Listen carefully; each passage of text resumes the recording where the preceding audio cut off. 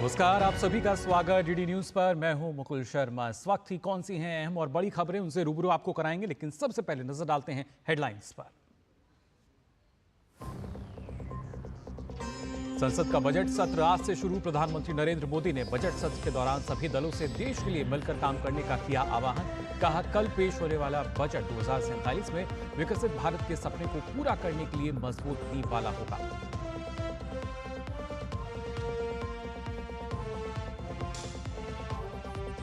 वित्त मंत्री निर्मला सीतारमण आज बजट सत्र के दौरान पेश करेंगी 2023-24 का आर्थिक सर्वेक्षण। कल संसद में पेश होगा मोदी सरकार के तीसरे कार्यकाल का पहला बजट।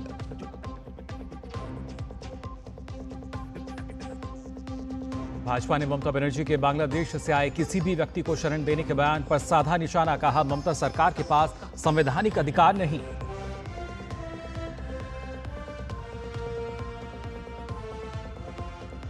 सुप्रीम कोर्ट में नीट पेपर लीक मामले में सुनवाई जारी। सुनवाई से पहले एनटीए ने आईआईटी मद्रास के डायरेक्टर से हितों की टकराव को बताया बेबुनियाद।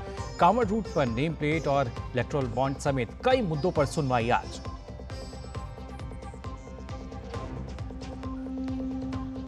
मध्य प्रदेश में हाईकोर्ट की इंदौर बेंच में आज खुलेगी भोजशाला पर एएसआई सर्वे की रिपोर्ट। 98 दिन तक चली खुदाई का सामने आएगा राज।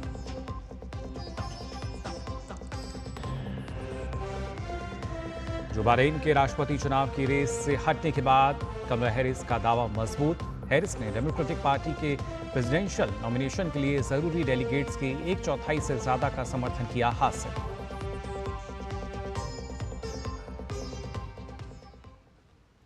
और आइए अब खबरें देखते हैं विस्तार से। सबसे पहले अगर बात की जाए संसद के बजट सत्र की, जो कि आज से शुरू हो रहा है। आपको बता दें, ये सत्र 12 अगस्त तक चलेगा। 18वीं लोकसभा के गठन के बाद शुरू हो रहे एनडीए सरकार के पहले बजट सत्र के पहले दिन यानी आज दोनों सदनों में महत्वपूर्ण कार्य सूचीबद्ध किए गए हैं, जिसमें लोकसभा में शपथ ग्रहण कार्यक्रम की सूची के तहत सांसद शत्रुघ्न प्रसाद सिन्हा शपथ ग्रहण करेंगे। उसके बाद प्रश्नकाल के दौरान विभिन्न मंत्रालय के प्रश्नों के उत्तर दिए जाएंगे।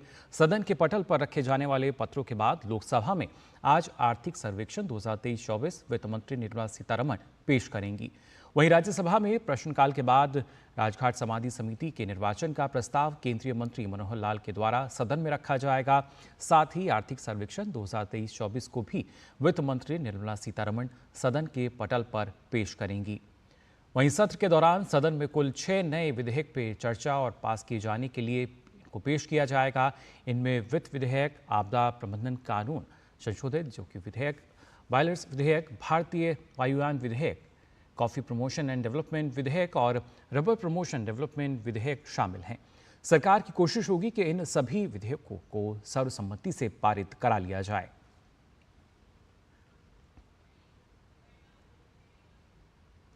और वहीं प्रधानमंत्री नरेंद्र मोदी ने बजट सत्र से पहले प्रेस वार्ता को संबोधित करते हुए कहा कि कल देश में जो पेश होने वाला है जो बजट है वो अमृतकाल का एक अहम बजट है। साथ ही उन्होंने कहा कि ये बजट 2047 के विकसित भारत के सपने को पूरा करने वाला बजट होगा। ये बजट अमृतकाल का एक महत्वपूर्ण बजट है। हमें 5 साल का जो अवसर मिला है, आज का बजट हमारे उन 5 साल के कार्य की दिशा भी तय करेगा। और ये बजट 2047 जब आजादी के 100 साल होंगे, तब विकसित भारत का जो हमारा सपना है, उस सपने को पूरा करने की मजबूत नींव वाला बजट लेकर के हम कल देश के सामने आएंगे। हर देशवासी के लिए एक गर्व की बात है कि भारत बड़ी इकोनॉमी वाले देशों में सबसे तेज गति से आगे बढ़ने वाला देश है। गत 3 वर्षों में लगातार 8% ग्रोथ के साथ 8% ग्रोथ के साथ हम आगे बढ़ रहे हैं, हम ग्रो कर रहे हैं। आज भारत में पॉजिटिव आउटलुक,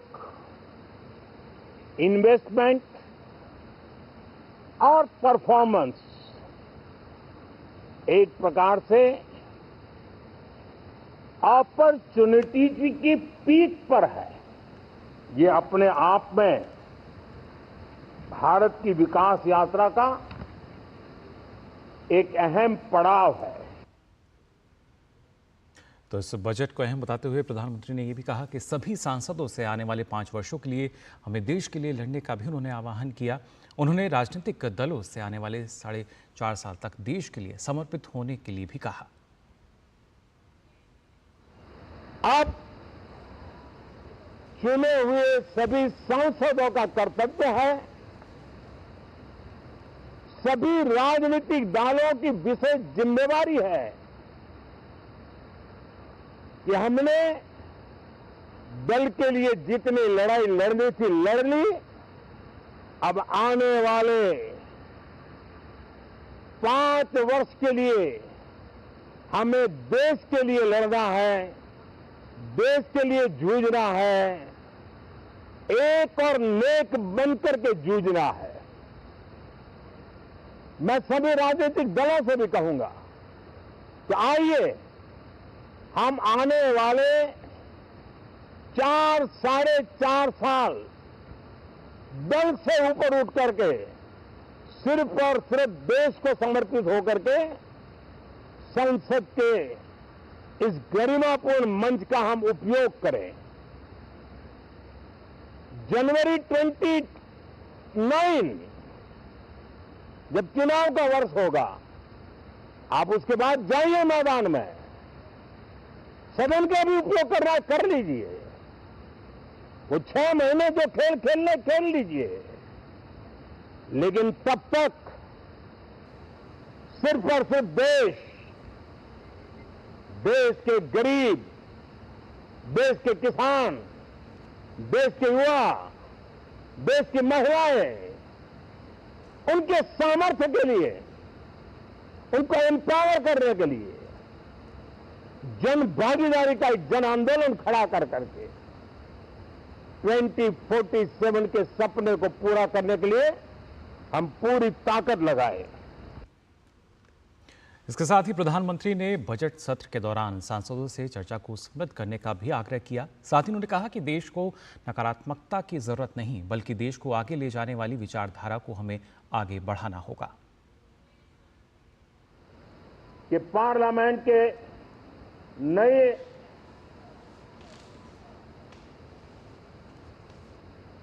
संसद गठन होने के बाद जो पहला सत्र था 140 करोड़ देशवासियों ने बहुमत के साथ जिस सरकार को सेवा करने का हुक्म किया है देशवासियों ने, उसकी आवाज को कुचलने का और लोकतांत्रिक प्रयास हुआ। 2.5 घंटे तक देश के प्रधानमंत्री का गला घोंटने का, उनकी आवाज को रोकने का, उनकी आवाज को दबाने का लोकतांत्रिक परंपराओं में कोई स्थान नहीं हो सकता है और इसका कोई पश्चाताप तक नहीं है, दिल में दर्द तक नहीं है। मैं आज आग्रहपूर्वक कहना चाहता हूं, देशवासियों ने हमें यहां देश के लिए भेजा है, दल के लिए नहीं भेजा है। ये सदन दल के लिए नहीं, ये सदन देश के लिए है। ये सदन संसदों तक की सीमा तक नहीं है, 140 करोड़ देशवासियों की एक विराट सीमा के लिए है। हमारे सभी माननीय सांसद पूरी तैयारी के साथ चर्चा को समृद्ध करेंगे। कितने ही विरुद्ध विचार होंगे, विरुद्ध विचार बुरे नहीं होते हैं, नकारात्मक विचार बुरे होते हैं। जहां सोचने की सीमाएं समाप्त हो जाती है, देश को नकारात्मकता की जरूरत नहीं है। देश को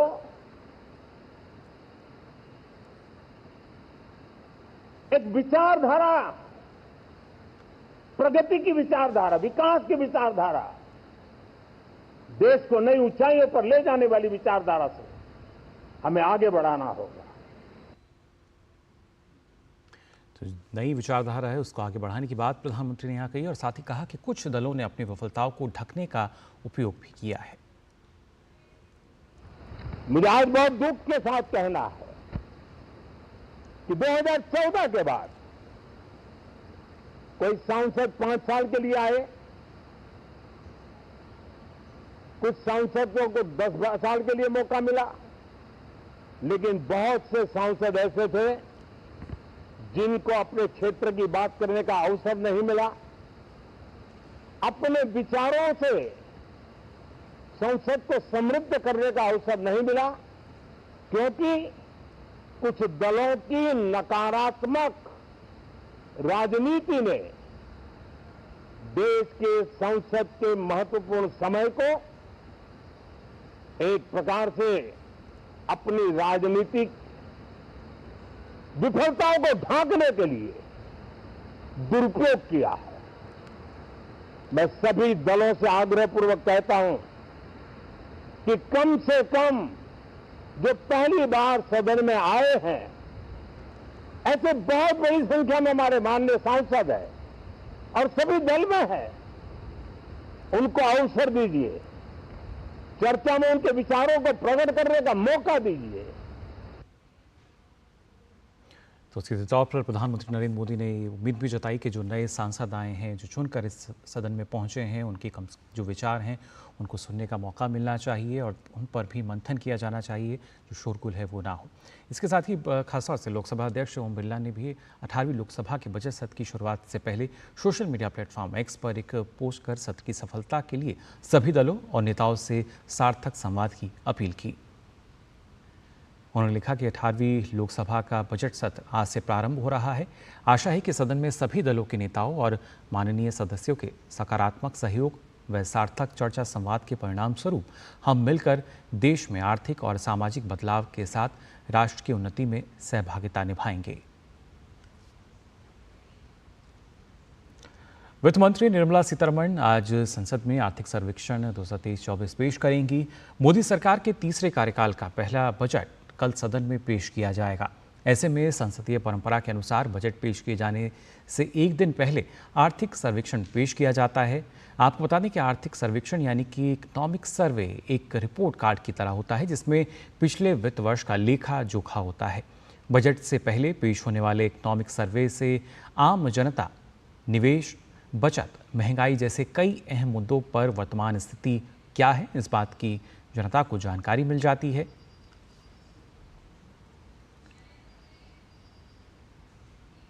तो आज से बजट सत्र जो है वो शुरू अब फिलहाल हो चुका है और उससे पहले हमने सुना प्रधानमंत्री नरेंद्र मोदी को भी प्रेस को संबोधित करते हुए उन्होंने कहा कि नकारात्मकता की कोई जगह यहाँ पर नहीं है। हमें ऐसी विचारधारा को आगे बढ़ाना होगा जो कि देश को आगे बढ़ा सके, देश हित की, राष्ट्र हित की बात करनी होगी। और इस पर और ज़्यादा जानकारी के लिए हमारे संवाददाता शैलेंद्र मिश्र जो हैं वो फिलहाल हमारे साथ जुड़ चुके हैं। शैलेंद्र, सीधे तौर पर प्रधानमंत्री ने हम कह सकते हैं कहीं ना कहीं बता दिया है कि जो सदन है इसकी गरिमा को ध्यान में रखते हुए हमें राष्ट्र हित में फैसले करने होंगे, देश हित के बारे में सोचना होगा। चुनाव का वक्त बीत चुका है और अभी कम से कम देश के बारे में सोचें, जनता के बारे में सोचें। देखिए, बहुत महत्वपूर्ण बात प्रधानमंत्री नरेंद्र मोदी ने आज कही है संसद के बजट सत्र की शुरुआत से पहले कि जनवरी से देखें तो वो जो एक लड़ाई का दौर था वो अब खत्म हो चुका है। देश की जनता ने अपना फैसला सुना दिया है और जो सांसद चुनकर आए हैं वो देश के बारे में सोचें, 4.5 साल संसद की चर्चा के जरिए समृद्ध करें और 2047 तक जो विकसित भारत का लक्ष्य हासिल करना है उस दिशा में जो संसद के अंदर जो सांसद चुनकर आए हैं उनकी बहुत महत्वपूर्ण भूमिका है। और हम सब जानते हैं आज प्रधानमंत्री ने एक इशारा भी किया कि जो कल आने वाला बजट है वो 2047 की विकसित भारत की नींव रखने वाला होगा। आप आर्थिक सर्वेक्षण की बात कर रहे हैं, हम जानते हैं कि आर्थिक सर्वेक्षण में एक लेखा जोखा होता है कि अर्थव्यवस्था किस दिशा में जा रही है, महंगाई का स्तर क्या है, अलग अलग सेक्टर्स के बारे में विस्तार से जानकारी होती है और बजट में क्या कुछ कदम उठाए जा सकते हैं या आगे सरकार क्या कुछ कदम उठा सकती है उसकी ओर एक इशारा भी होता है, क्योंकि एक ऐसा डॉक्यूमेंट होता है जिसमें विस्तार से अर्थव्यवस्था के अलग अलग सेक्टर या अर्थव्यवस्था की सेहत के बारे में बताया जाता है आंकड़ों के लिहाज से। तो सबकी नज़रें हैं जब 12 बजे के बाद वित्त मंत्री लोकसभा में आर्थिक सर्वेक्षण पेश करेंगे और कल आम बजट पेश होना है। तीसरी बार लगातार मोदी सरकार सत्ता में आई है और उसके बाद वे बजट पर सभी की निगाहें भी है। प्रधानमंत्री नरेंद्र मोदी अपने संबोधन से ये संकेत दे चुके हैं कि विकसित भारत की नींव रखने वाला बजट होगा। तो सबको बहुत उम्मीदें हैं आम बजट से जो कल पेश होने वाला है। लेकिन उससे पहले आर्थिक सर्वेक्षण से एक तस्वीर अब से थोड़ी देर में साफ होगी। जब ये राज्यसभा में पेश हो जाएगा आर्थिक सर्वेक्षण, उसके बाद हम देखेंगे कि विस्तार से उसकी जानकारी मिलेगी कि आर्थिक सर्वेक्षण में क्या कुछ कहा गया है अर्थव्यवस्था के बारे में, विकास दर के बारे में, महंगाई के बारे में, सब्सिडी के बारे में, अलग अलग सेक्टर्स के बारे में। जी बिल्कुल शैलेंद्र, जिस तरीके से प्रधानमंत्री ने भी इस बात का जिक्र किया कि पूरे विश्व में भारतीय अर्थव्यवस्था जो है वो तेज़ी से उभरती हुई है और पिछले 3 वर्षों का उन्होंने बताया भी कि कैसे जो हमारी आर्थिक वृद्धि दर है करीब 8% के आसपास रही है, काफ़ी महत्वपूर्ण हो जाता है जब हमें कहीं से सकारात्मकता मिलती है जो कि देश की अर्थव्यवस्था के लिए अच्छी है, देश के लिए अच्छी है। ऐसे में कहीं ना कहीं विपक्ष की भी जिम्मेदारी है कि जो देश हित की जब हम बात कर रहे हैं तो वहाँ कम से कम सकारात्मक रहें। देखिए, इस वक्त हम देख रहे हैं कि दोनों सदन, लोकसभा और राज्यसभा, उसमें सदन की कार्रवाई चल रही है। लोकसभा में शत्रुघ्न सिन्हा जो नवनिर्वाचित सांसद हैं टीएमसी के, वो पिछले सत्र के दौरान शपथ नहीं ले पाए थे। आज सबसे पहले उन्होंने शपथ लिया। उसके बाद प्रश्नकाल हो रहा है। प्रश्नकाल में राष्ट्रीय परीक्षा एजेंसी में आमूलचूल परिवर्तन से जुड़ा एक प्रश्न है जिसका केंद्रीय शिक्षा मंत्री धर्मेंद्र प्रधान जवाब दे रहे हैं। तो फिलहाल हम देख रहे हैं प्रश्नकाल चल रहा है।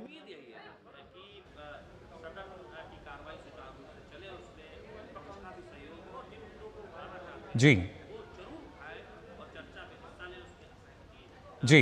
बिल्कुल शैलेंद्र, काफ़ी महत्वपूर्ण हो जाता है। लगातार आपसे इस बारे में अपडेट लेते रहेंगे। आज जो सत्र है वो शुरू हो रहा है, लेकिन उससे पहले प्रधानमंत्री ने अपने संबोधन में जो खास बातें कही अपने दर्शकों को वो भी बताई कि किस तरीके से एक अपील जो है प्रधानमंत्री ने कही है और कहीं ना कहीं तल्ख तेवर भी नजर आए कि क्योंकि जो एक संवैधानिक गरिमा है सदन की, कम से कम उसका ख्याल रखा जाए, उसके मर्यादा को तोड़ा ना जाए, क्योंकि ना सिर्फ देश में बल्कि विश्व भर में एक अलग संदेश आता है जिस तरह की गतिविधियाँ, परिस्थिति जो है वो सदन के अंदर अगर होती है, जिस तरह का आचरण जो है तमाम सांसद रखते हैं। और उन्होंने साथ ही उम्मीद जताई कि जो नए सांसद हैं, पिछली बार का उन्होंने जिक्र किया कि उनको बोलने का मौका भी नहीं मिला था, कम से कम उनके विचारों को सुने जिससे देश हित का जो फैसला है वो लिया जा सके। फिलहाल आज की जो कार्रवाई है वो शुरू भी हो चुकी है। उसमें आप देख सकते हैं शत्रुघ्न सिन्हा जो हैं उन्होंने शपथ ली और इसके साथ साथ जो तमाम और भी विधायी कार्य हैं वो आज यहाँ पर होंगे।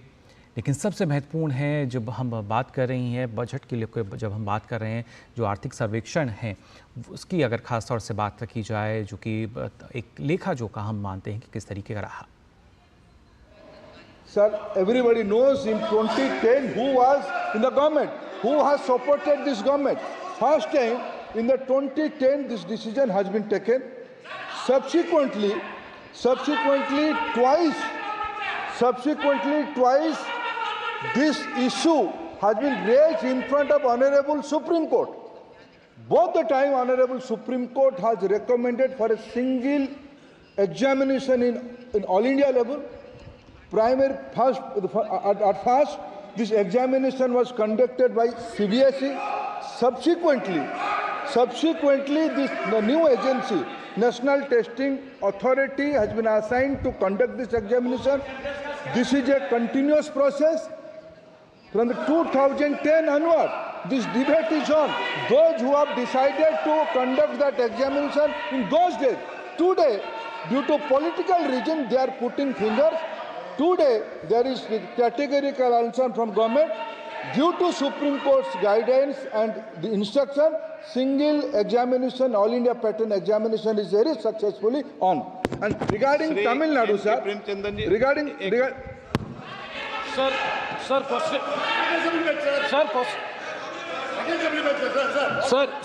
question number 16. Sir.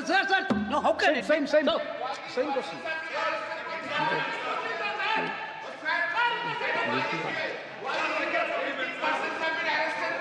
Sir. N K. Premchand ji क्या? आप प्रश्न नहीं करना, N K. Premchandan ji Sir, please. sir, the basic issue before us is the credibility of the competitive examinations has already been lost. So 24 lakhs of students have appeared for the NEET UG examination this time. The corruption has started, begins from the date of registration. Now this time the registration date has been extended, and for correcting the Aadhaar updation, that has also been extended, and the leakage of paper has also happened in Patna.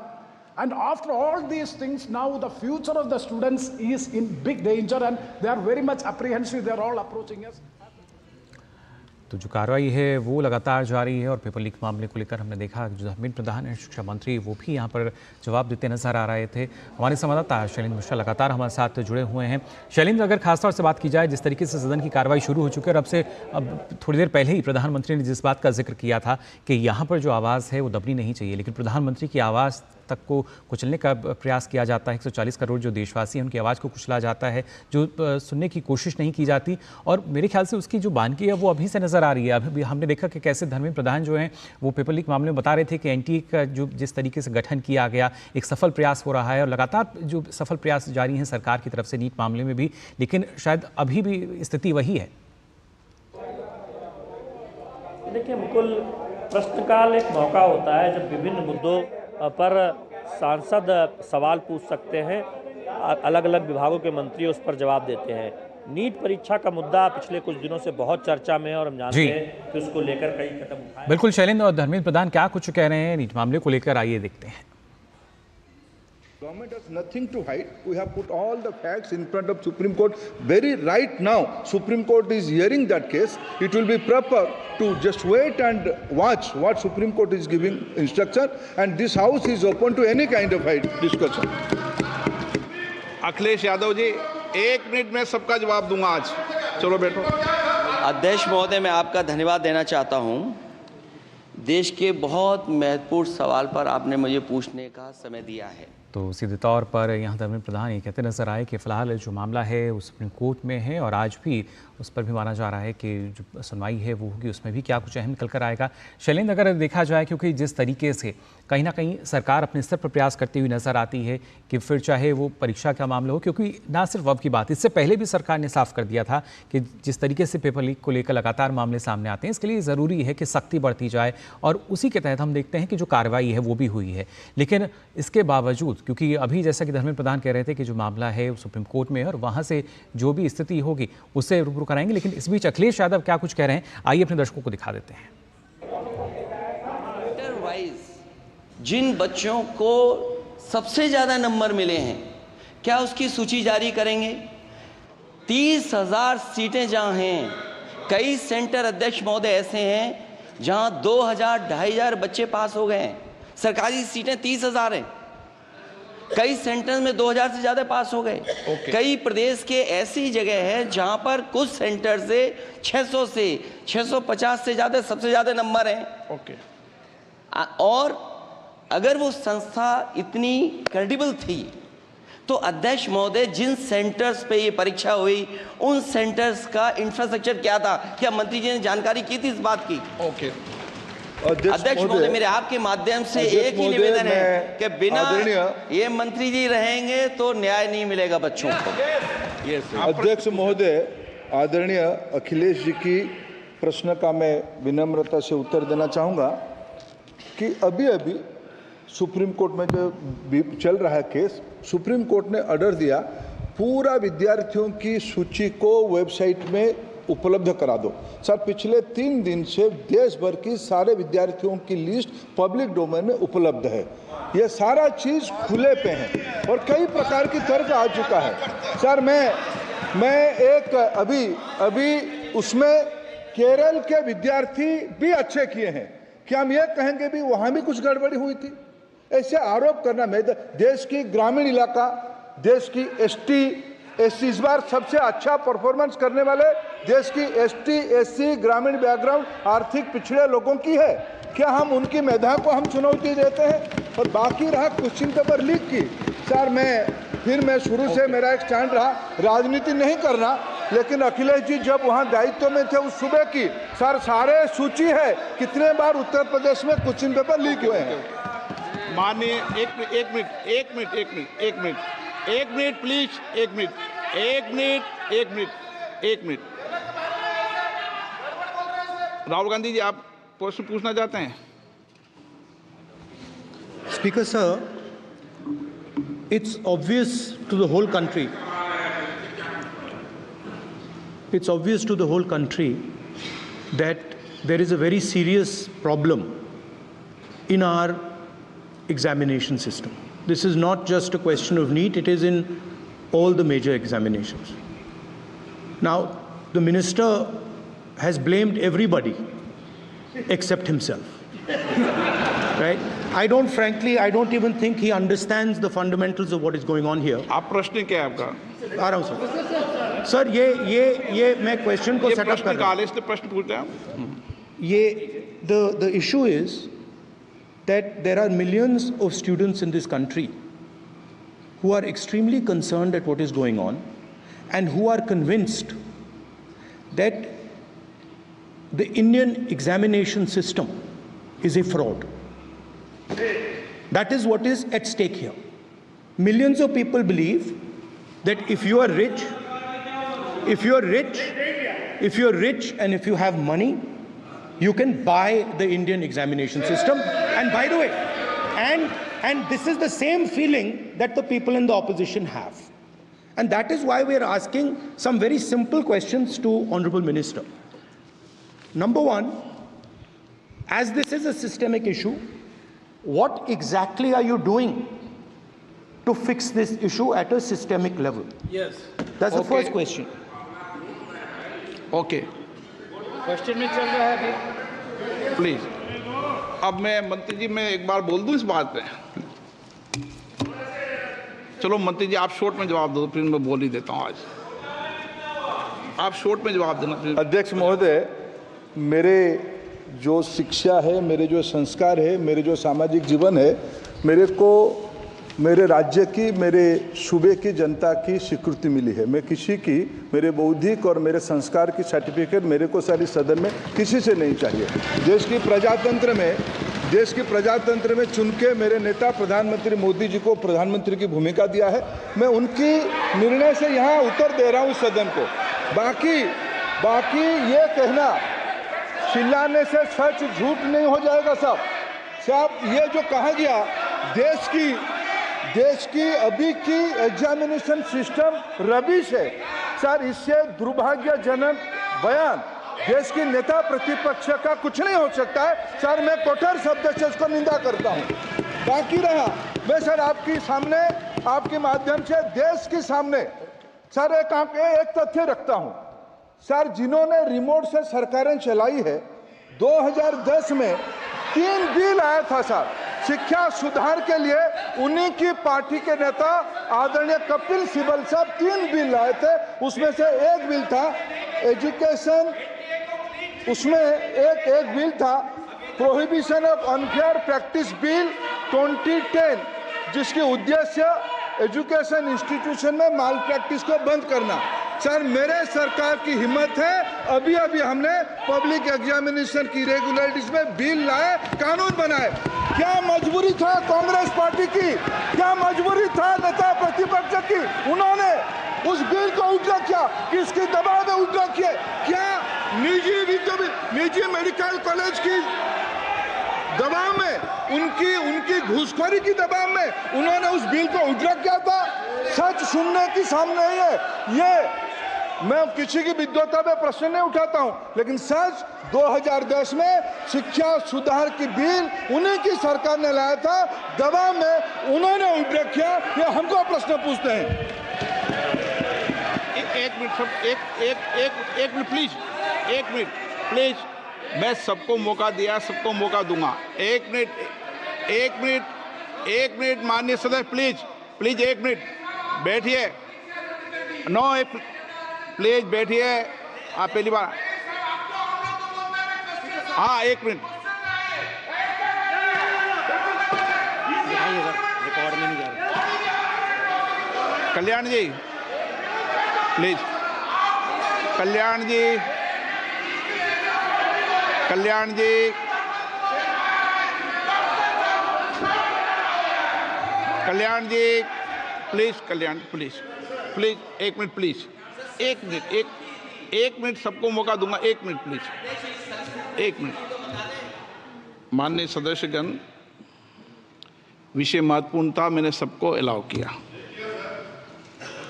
लेकिन एक बार इस सदन के अंदर ये सार्थक चर्चा होनी चाहिए, क्योंकि प्रश्न ये था कि परीक्षाओं के विषय के अंदर, और आप सबको पता है देश में अलग अलग राज्यों के अंदर भी अलग अलग दलों की सरकार रही, और उन अलग दलों की सरकार में आपकी भी सरकार रही, अन्य दलों की सरकार रही। वहाँ भी कई बार प्रश्न लीक हुए, प्रश्न पत्र लीक हुए और परीक्षाओं पर प्रश्न उठे। मेरे सवाल, 1 मिनट, मैं बता रहा हूँ जिसको, आप पूरी बात सुनिए मेरी। मेरा कहना ये है कि हम और उन 1 मिनट प्लीज बैठिए, प्लीज बैठिए, 1 मिनट नीट नहीं, सारी हमारा सवाल ये है कि हम यहाँ इसलिए चिंता के लिए बैठे हैं कि भविष्य में हमारे विद्यार्थियों के भविष्य पर कोई विषय न उठे, इसलिए किस तरीके का मैकेनिज्म डेवलप करें, परीक्षाओं का क्या बेहतर सिस्टम डेवलप करें, इसमें सबके सुझाव आए ताकि भविष्य के अंदर, और उसके लिए जो उत्तम सुझाव हो सकते हैं सरकार भी उस उत्तम सुझावों को मानेगी। 1 मिनट,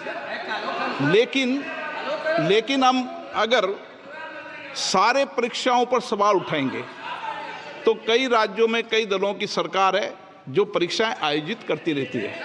हम सारी परीक्षाओं पर सवाल उठाएंगे तो जो बच्चे उत्तीर्ण होते हैं उनके भविष्य पर और भारत की परीक्षाओं पर, भारत की शिक्षण व्यवस्थाओं पर, पूरे विश्व में एक बहुत गंभीर असर पड़ेगा, जो सदन की चिंता का विषय है। और इसके लिए सभी राज्यों ने अपने अपने यहाँ कानून बनाए, संसद ने भी कानून बनाए।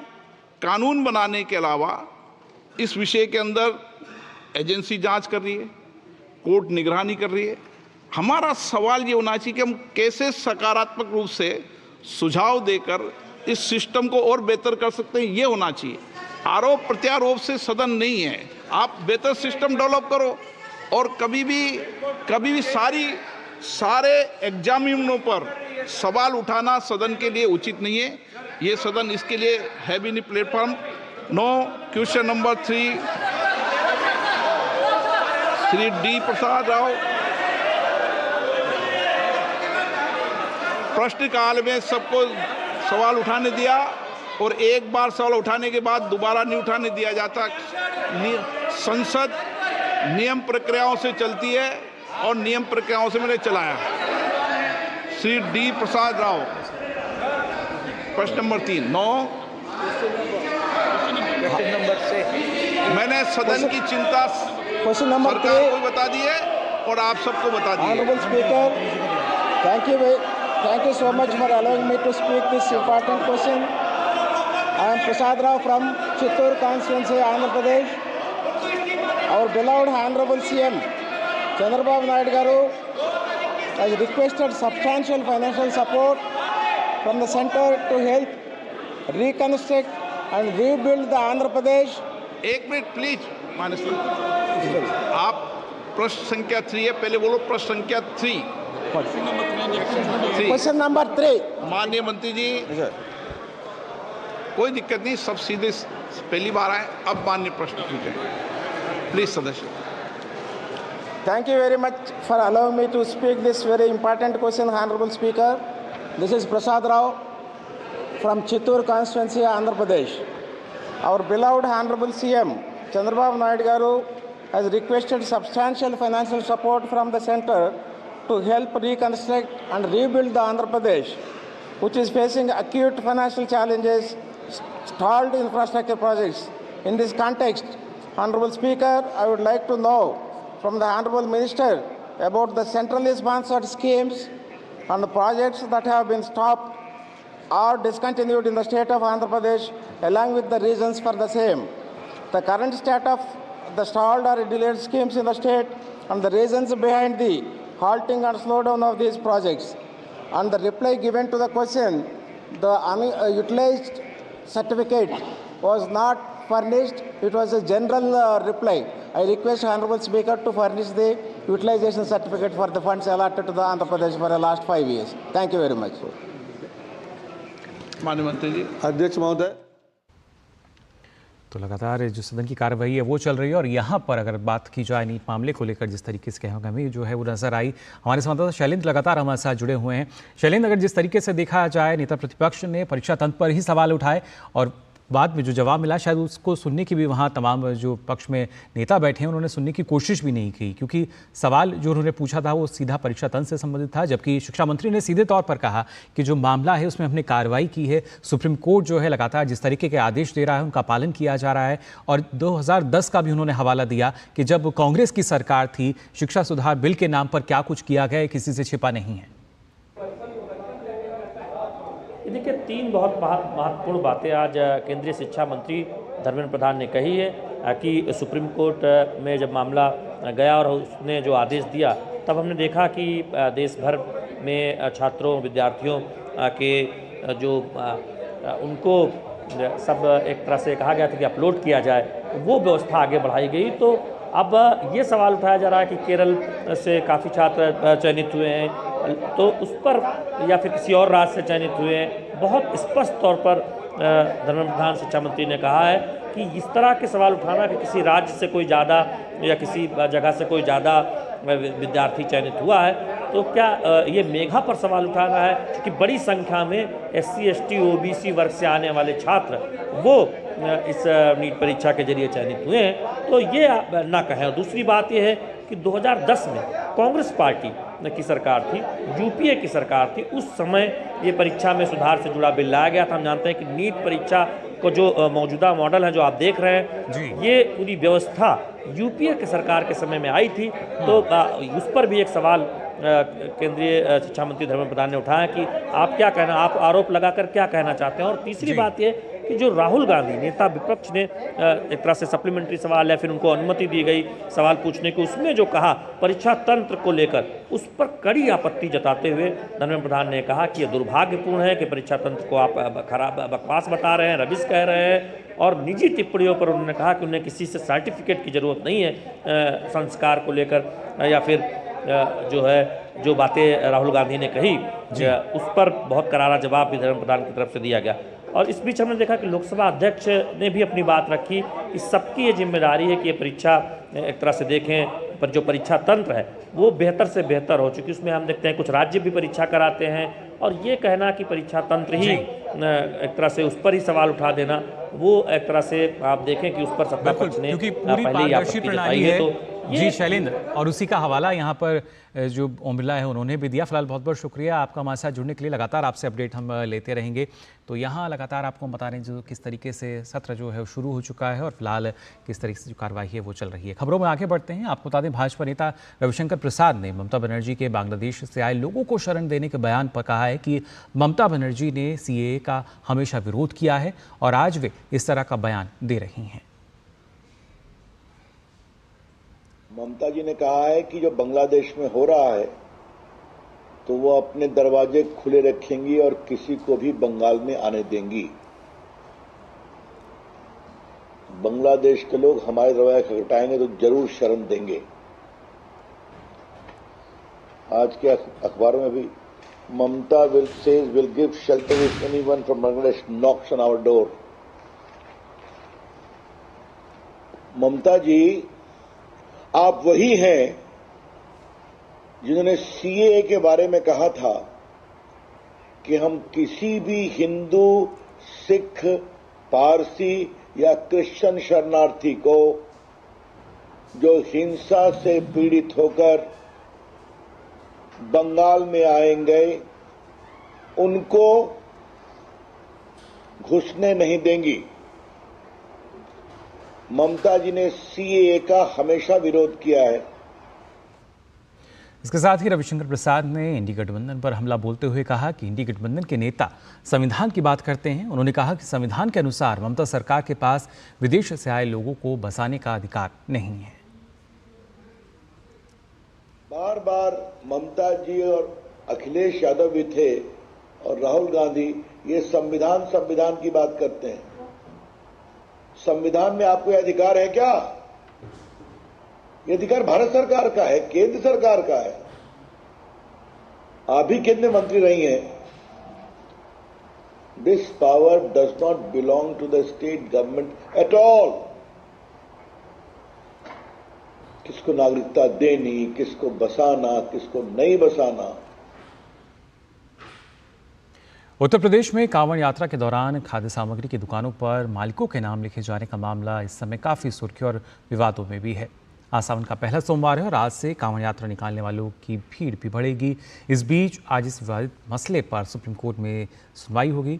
Association for protection of civil rights नाम के एनजीओ ने सुप्रीम कोर्ट में याचिका दाखिल करके यूपी सरकार के आदेश को रद्द करने की मांग की है। जस्टिस ऋषिकेश रॉय और जस्टिस एसबीएन भट्टी की बेंच में इस मामले को सुना जाएगा। दरअसल योगी आदित्यनाथ की सरकार ने कांवड़ यात्रा वाले रास्ते पर पड़ने वाले भोजनालयों, ढाबों, फल और चाय की दुकानों को निर्देश दिया कि वो अपनी दुकानों पर मालिक का नाम बड़े बड़े अक्षरों में लिखें। इसे लेकर यूपी तो क्या पूरे देश में सियासत गर्म है। विपक्ष इस तरह के आदेश को सांप्रदायिक और विभाजनकारी कह रहा है।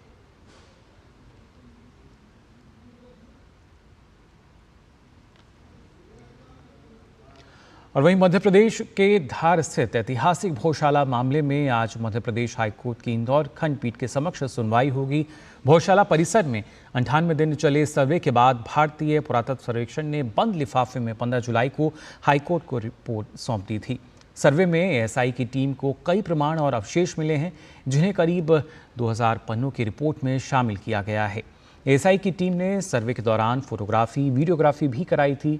हिंदू फ्रंट फॉर जस्टिस ने कोर्ट में दायर अपनी याचिका में करीब 1000 साल पुराने भोजशाला परिसर की वैज्ञानिक जांच, सर्वेक्षण के साथ ही ग्राउंड पेनिट्रिंग रडार सर्वेक्षण की समयबद्ध तरीके से कराने की मांग की थी, जिसके बाद कोर्ट ने एएसआई को सर्वे कराने का निर्देश दिया था। दरअसल पूरा विवाद एएसआई के 2003 के आदेश को लेकर है, जिसमें हिंदुओं और मुस्लिमों में विवाद बढ़ने पर एएसआई ने आदेश जारी कर भोजशाला परिसर में प्रवेश को सीमित किया था। भोजशाला केंद्र सरकार के अधीन एएसआई का संरक्षित स्मारक है। तो आज खास तौर से अगर बात की जाए तो इस पर सुनवाई होगी और लगातार जो दोनों पक्ष हैं उनको लेकर अलग अलग दलीलें जो हैं वो दी गई। बहरहाल एएसआई की तरफ से जो करीब 2000 पन्नों की जो रिपोर्ट सौंपी गई है, माना जा रहा है कि उसमें पर्याप्त इस तरह के जो प्रमाण हैं वो मौजूद हैं, जो कि कहीं ना कहीं इस बात को दर्शाते हैं कि जो भोजशाला का इतिहास रहा है करीब 1000 वर्ष से भी पुराना है। अलग अलग जो अवशेष हैं वो इस दौरान पाए गए हैं और काफ़ी आधुनिक तरीके से इसकी जो जांच है वो की गई थी। इस पर और ज़्यादा जानकारी के लिए रुक कर लेते हैं। इंदौर से हमारे संवाददाता अजीत द्विवेदी जो हैं वो फिलहाल हमारे साथ जुड़ चुके हैं।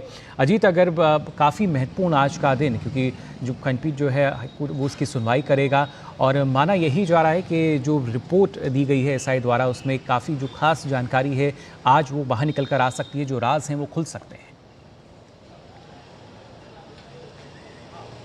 बिल्कुल, देखिए रिपोर्ट जो है 2000 पन्नों की है और करीब 3 महीने जो है एएसआई ने सर्वे किया, वैज्ञानिक सर्वे किया। उसके बाद ये रिपोर्ट जो है 15 जुलाई को जो है हाईकोर्ट के साथ ही सभी पक्ष जो हैं उनको जो है ये सौंप दी गई है। हालांकि रिपोर्ट अभी तक ऑफिशियली ओपन नहीं हुई है। आज हो सकता है कि हाईकोर्ट में इसको लेकर चर्चा हो, सुनवाई हो और कुछ बिंदु जो है रिपोर्ट के बाहर आ सकते हैं, कुछ तथ्य सामने आ सकते हैं। इसके अलावा एक चीज़ और बताऊँगा मैं आपको कि मुस्लिम पक्ष ने जो है वो जो भोजशाला के पास जो दरगाह है कमाल मौलाना की जो दरगाह है उसको लेकर कथित उनके जो वंशज हैं उनको लेकर भी यहाँ पर एक याचिका दायर की थी कि उनको भी इसमें पार्टी बनाया जाए और कथित वंशजों को पार्टी बनाने को लेकर भी नोटिस जो है हिंदू पक्ष के पास आया है और ऐसा हमारी जानकारी में मिला है कि इसको लेकर भी आज कोर्ट जो है इस पर भी बात कर सकता है। लेकिन आज पूरा फोकस जो है वो जो एएसआई का सर्वे आया था उसमें क्या है, आखिर उसके क्या रिपोर्ट में आया है, क्योंकि बहुत बड़ी ये रिपोर्ट है और 3 महीने करीब पूरा ये सर्वे चला था और जिसमें कि बताया जा रहा है कि 2000 पेजों की पूरी ये रिपोर्ट है।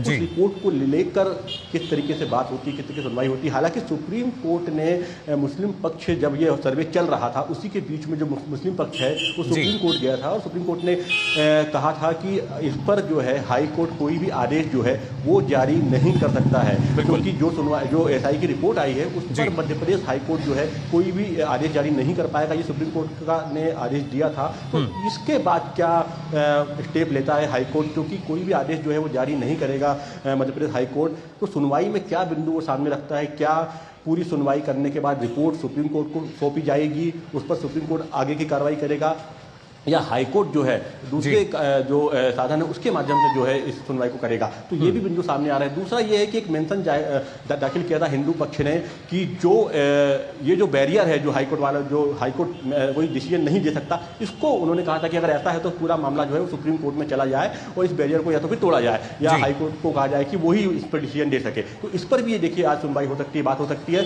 38 नंबर केस लगा हुआ है 9 नंबर के न्यायालय में और करीब 12:30 बजे तक नंबर आ सकता है। अभी करीब 28 नंबर का जो केस जो है वो चल रहा है। तो सभी की नज़र बनी हुई है कि आखिर ये रिपोर्ट जो आई है, जो कि एक लंबा सर्वे करने के बाद एसआई ने वैज्ञानिक रिपोर्ट दाखिल की है, उस रिपोर्ट में क्या है, क्योंकि इस रिपोर्ट को लेकर तमाम तथ्य जो है खुलासे हो सकते हैं, तमाम तथ्य सामने आ सकते हैं। हालांकि अनऑफिशियली जो है तमाम चीज़ें सामने आ चुकी हैं कि किस तरीके से उसमें तमाम सिक्के मिले हैं या मूर्तियों के टुकड़े मिले हैं या श्लोक मिले हैं वहाँ पर संस्कृत के, लेकिन ऑफिशियली अभी कुछ भी सामने नहीं आया है। और ये जो है आधिकारिक रूप से तभी पुष्ट हो पाएगा जब रिपोर्ट जो है वो आधिकारिक रूप से सामने आएगी। और इस रिपोर्ट को लेकर सार्वजनिक करने को लेकर भी क्या आज इंदौर हाईकोर्ट कुछ कर सकता है, कोई बयान जारी कर सकता है, या जो दोनों पक्ष है उनको कह सकता है कि वो हाँ अब वो रिपोर्ट वो ओपन कर सकते हैं। दूसरा ये है कि हिंदू पक्ष ने यही बात भी रखी है कि इसको लंबा ना खींचा जाए, जिस तरीके से ज्ञानवापी का मामला बहुत लंबा खींच गया था, तो उन्होंने कहा है कि रिपोर्ट आ चुकी है, रिपोर्ट को अब इसका अध्ययन किया जाए, इस पर बात की जाए, बहस की जाए और जल्द से जल्द जो है जो हिंदू पक्ष का दावा जो है उसको उस पर बात की जाए, उसको जिस तरीके से उनका दावा मजबूत होता दिखाई दे रहा है रिपोर्ट आने के बाद उस पर बात की जाए। ये यानी जो निर्णय है हालांकि वो जल्द आ सके इसके लिए प्रयास जो है किए जा रहे हैं। कोर्ट पूरे मामले को लेता है, ये देखने वाली बात होगी।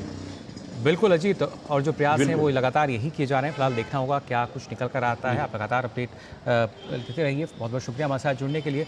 और ख़ासतौर से अगर बात की जाए नीट मामले को लेकर, जी हाँ, जो कि लगातार एक ऐसा विवाद जो कि और गर्माता जा रहा है। और आज सदन की कार्रवाई में भी हमने देखा किस तरीके से केंद्रीय शिक्षा मंत्री जो हैं उन्होंने सीधे तौर पर इसको लेकर जो जवाब भी दिए और इसी को लेकर एक अहम खबर जो है वो सामने आ रही है। आपको बता दें सुप्रीम कोर्ट में नीट मामले में ये सुनवाई चल रही है और इस दौरान सीजेआई ने कहा है कि पेपर लीक क्या पटना हजारीबाग तक सीमित था या इसका ये जो लीक हुआ है वो व्यापक स्तर पर हुआ, यानी हजारीबाग के अलावा भी वो और जगह भी पहुंचा था क्या, ये पूछा गया है। सुप्रीम कोर्ट में फिलहाल नीट मामले की सुनवाई चल रही है और इस दौरान ये बात निकलकर सामने आई है। सीजेआई ने कहा है कि आप पेपर लीक जो है वो पटना हजारीबाग तक ही सीमित था, क्योंकि इस पूरे मामले में अब जिस तरीके से देख रहे हैं कहीं से भी नरमी बरतने की जो कोशिश है वो नहीं की जा रही, सख्ती बरती जा रही है, कार्रवाई लगातार हो रही है। और इसी को लेकर अब यहाँ सुप्रीम कोर्ट में सीजेआई ने ये सवाल पूछा है कि क्या ये पटना हजारीबाग तक ही सीमित था या जो पेपर लीक हुआ ये एक व्यापक स्तर पर हुआ, यानी इसका जो दायरा था वो काफ़ी ज़्यादा था। दूसरे जो इलाके हैं, दूसरे जो क्षेत्र हैं, क्या उनमें भी पेपर जो लीक है वो हुआ था या नहीं।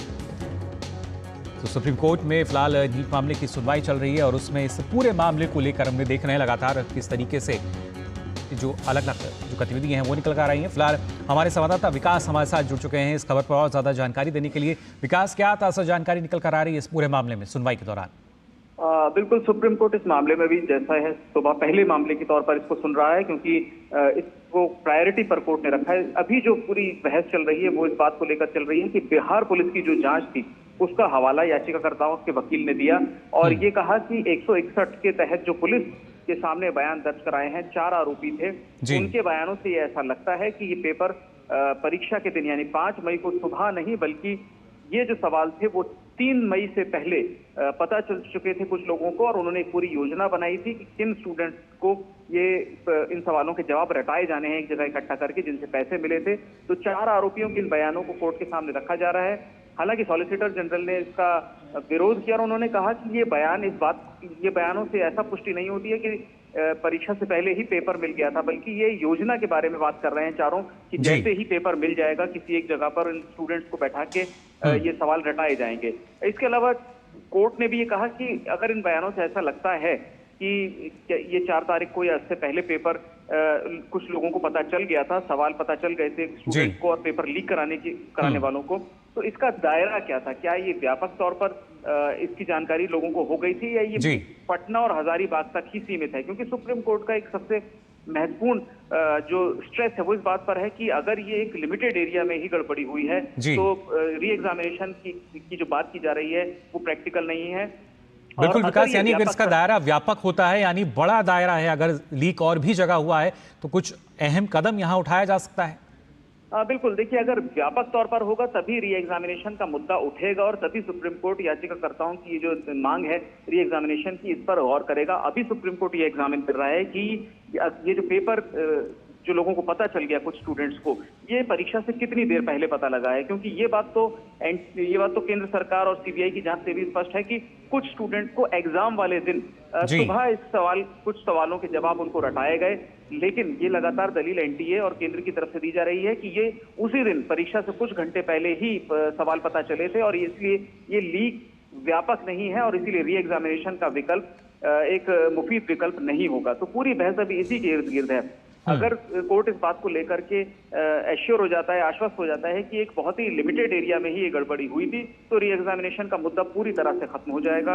हालांकि री एग्जामिनेशन को लेकर कोर्ट ने भी शुरू में कहा था कि ये एकदम आखिरी विकल्प है, क्योंकि 23-24 लाख स्टूडेंट्स को दोबारा परीक्षा में देने के लिए मजबूर करना ये उनके साथ नाइंसाफी होगी।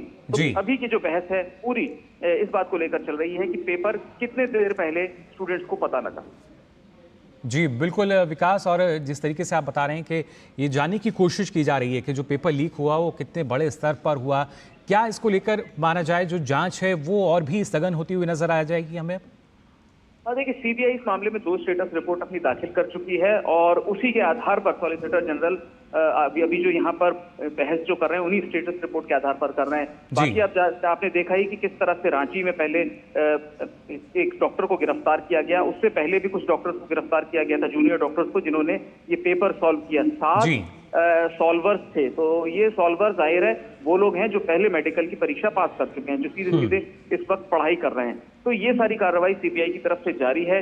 न केवल पेपर लीक की कोशिश करने वाले जो गिरोह है उसके खिलाफ कार्रवाई हो रही है, बल्कि जिन लोगों ने पेपर सॉल्व किया और उसके बदले पैसे लिए उनके खिलाफ भी सीबीआई लगातार कार्रवाई कर रही है।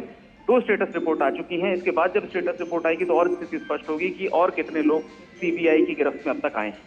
जी बिल्कुल, यानी अगली जो स्टेटस रिपोर्ट होगी उससे स्थिति और ज़्यादा पारदर्शी होती हुई नजर आएगी कि आखिर जो पेपर लीक हुआ था वो क्या हजारीबाग तक सीमित था या इससे ज़्यादा बड़े क्षेत्र में हुआ, और उसके बाद एक अहम फैसले की उम्मीद यहाँ की जा सकती है। बिल्कुल, देखिए जो भी अंतरिम आदेश कोर्ट का होगा वो इस आधार पर ही हम उम्मीद कर रहे हैं होगा कि लीक, या हालांकि एनटीए और सरकार इसको पेपर लीक इसलिए नहीं कह रही है कि पेपर कोई भी मिसिंग नहीं है सेंटर से, फोटो खींच करके कुछ सवाल एक व्यक्ति बाहर लेकर के गया और उसने उस सवालों को स्टूडेंट्स को रटाया। तो ये इसका दायरा कितना है, कितने व्यापक स्तर पर ये हुआ है, ये सुनिश्चित करने के बाद ही सुप्रीम कोर्ट इस पर कोई अंतरिम आदेश जारी करेगी। जी बिल्कुल, और खासतौर से विकास, क्योंकि इस पूरे मसले पर हमने देखा था सरकार ने भी अपने स्तर पर जो कार्रवाई है वो की और उस पर सख्ती भी दिखाई दी सरकार की। आज सदन के सत्र में भी हमने देखा जब शुरुआत में किस तरीके से केंद्रीय शिक्षा मंत्री ने इस बात को लेकर सीधे तौर पर यही कहा था कि हमने अपने स्तर पर पूरी कार्रवाई की है, पूरी प्रणाली जो है पारदर्शी है, उस पर कोई भी उंगली नहीं उठा सकता। बिल्कुल, यही एनटीए की दलील है और यही केंद्रीय शिक्षा मंत्रालय की भी दलील है कि जो प्रोसीजर है उसको जहां तक इस तरह से रखा जा सकता है, फुल प्रूफ रखा जा सकता है, वो किया जा रहा है। अब ये जो गतिविधियां हैं ये विशुद्ध रूप से आपराधिक कृत्य है, या आपराधिक काम है, जिसके लिए सीबीआई जांच जारी है और जो लोग दोषी पाए जाएंगे उनको सजा दी जाएगी। देश भर में और दुनिया में भी अलग विदेश में भी सेंटर रखे जाते हैं और इसमें सैकड़ों लोग शामिल होते हैं। कौन व्यक्ति कहां पर उस सिस्टम को भेदने की कोशिश करेगा ये तय कर पाना बहुत मुश्किल है। तो जब इतने बड़े पैमाने पर एक परीक्षा कराई जा रही है, 24 लाख स्टूडेंट्स केवल एक परीक्षा में बैठ रहे हैं, देश में ही 90-95 शहरों में अलग अलग सेंटर बनाए गए हैं, विदेशों में भी सेंटर है, तो कोशिश तो इसको फुल प्रूफ रखने की पूरी है। यहाँ तक कि इसके जो पेपर हैं वो बैंकों के सेफ में रखे जाते हैं। यही कोर्ट को भी बताया भी जा रहा है कि इस बार कैनरा बैंक और स्टेट बैंक जी बिल्कुल विकास, देखना होगा क्या कुछ निकलकर और इस सुनवाई के दौरान आता है। फिलहाल आप लगातार अपडेट लेते रहिए। बहुत बहुत शुक्रिया हमारे साथ जुड़ने के लिए। तो फिलहाल के लिए इस बुलेटिन में बस इतना ही, लेकिन देश और दुनिया की तमाम खबरों के लिए आप देखते रहिए डीडी न्यूज। मुझे दीजिए अनुमति, नमस्कार।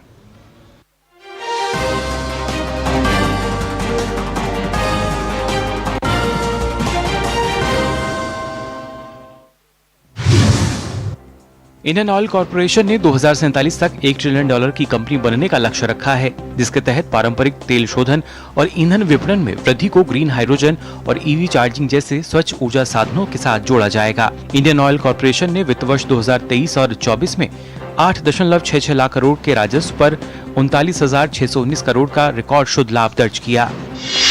केंद्रीय सामाजिक न्याय एवं अधिकारिता मंत्री डॉक्टर वीरेंद्र कुमार दिव्यांगजन सशक्तिकरण विभाग के राष्ट्रीय संस्थानों और समग्र क्षेत्रीय केंद्रों और विभिन्न स्टार्टअप्स और निजी संगठनों के बीच समझौता ज्ञापन पर हस्ताक्षर समारोह की आज अध्यक्षता करेंगे। दिव्यांगता के विभिन्न क्षेत्रों में 70 से अधिक सहमति पत्रों पर ऑनलाइन और भौतिक रूप से हस्ताक्षर समावेशी समाज की दिशा में एक महत्वपूर्ण कदम के प्रतीक के रूप में किए जाएंगे, जिससे आत्मनिर्भरता को बढ़ावा मिलता हुआ नजर आएगा। कर्मचारी भविष्य निधि संगठन ने मई महीने में शुद्ध रूप से रिकॉर्ड 19.50 लाख सदस्यों को जोड़ा है। मई में जोड़े गए कुल नए सदस्यों में से 58% से अधिक 18 से 25 आयु वर्ग के हैं। मई में जोड़े गए कुल नए सदस्यों में से 58% से अधिक 18 से 25 आयु वर्ग के हैं। श्रम एवं रोजगार मंत्रालय ने ये जानकारी दी। साथ ही मंत्रालय ने एक बयान में बताया कि मई में शुद्ध रूप से रिकॉर्ड 19.50 लाख सदस्य जोड़े गए हैं। ये संख्या सालाना आधार पर मई 2023 की तुलना में 19.62% ज्यादा है। यूरोप की प्रमुख एयरलाइन निर्माता कंपनी एयरबस ने H125 हेलीकॉप्टर के लिए अपनी अंतिम असेंबली लाइन स्थापित करने के लिए भारत में 8 स्थानों को चुना है और इस सुविधा के लिए भूमि पूजन समारोह इस साल के अंत तक होने की उम्मीद है। बीते हफ्ते शेयर बाजारों में रही तेजी की बदौलत BSE में सूचीबद्ध शीर्ष 10 में से 8 कंपनियों के बाजार पूंजीकरण में 2.10 लाख करोड़ रुपए की बढ़ोतरी हुई। इस दौरान TCS ने पूंजीकरण में सबसे ज्यादा 42,639.16 करोड़ रुपए की वृद्धि हुई है। अब कंपनी का बाजार पूंजीकरण 15.56 लाख करोड़ रुपए ज्यादा हो गया है। भारत ने खाद्य सुरक्षा को बढ़ावा देने और पशुओं और पौधों के स्वास्थ्य की रक्षा करने और उत्पादों की गुणवत्ता बनाए रखने के लिए जनवरी 2020 से अब तक 300 से अधिक अधिसूचनाएं जारी की हैं। वाणिज्य मंत्रालय के आंकड़ों में ये जानकारी दी गई। ये अधिसूचनाएं स्वच्छता और वनस्पति स्वास्थ्य उपायों तथा व्यापार में तकनीकी बाधाओं के तहत जारी की जाती हैं। इनकी अनुमति विश्व व्यापार संगठन के नियमों के तहत दी गई है। यूपीआई के जरिए डिजिटल अर्थव्यवस्था में लगातार वृद्धि हो रही है। इस बीच खबर आई है कि यूपीआई से अब हर महीने 60 लाख नए उपभोक्ता जुड़ रहे हैं। यूपीआई लेनदेन में शानदार वृद्धि यूपीआई के जरिए रुपे क्रेडिट कार्ड और विदेशों में सेवा के लॉन्च को बढ़ावा मिलने की वजह से आई है।